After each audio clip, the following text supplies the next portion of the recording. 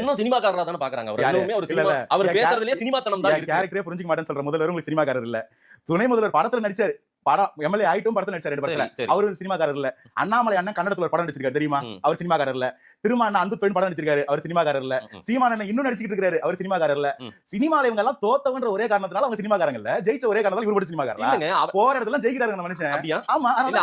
Vijay sir அவங்கள அரசியல் படுத்தல அப்படின்றாங்க. நான் கேக்குற அரசியல் படுத்துறதுக்கு நான் சொல்றேன் இந்த மாதிரி இந்த கூட்டம் அரசியல் படாம இருக்கிறதுக்கு காரணம் யாரு? 75 ஆண்டு கால கட்சி நடத்துனவங்களா? 53 ஆண்டு கால கட்சி நடத்துனவங்களா? 15 ஆண்டு கால கட்சி நடத்துனவங்களா? இதுக்கு 1.5 வருஷம் வந்தவங்களா? இங்க இவங்க இருக்கிறது தப்பு. இந்த மாதிரி அரசியல் மயப்படாம சில பேர் இருக்கிறது ஆர்வலரா இருக்கிறது தப்பு. யார் பெரும் பொறுப்பு? அதை சரி பண்ணணும்னு வாய்ப்பு எடுத்துக்கிட்டு முயற்சி பண்ணிட்டு இருக்கிறவங்க மொத்த குத்தமும் சொல்லலாமான்னு நான் கேட்கிறேன்.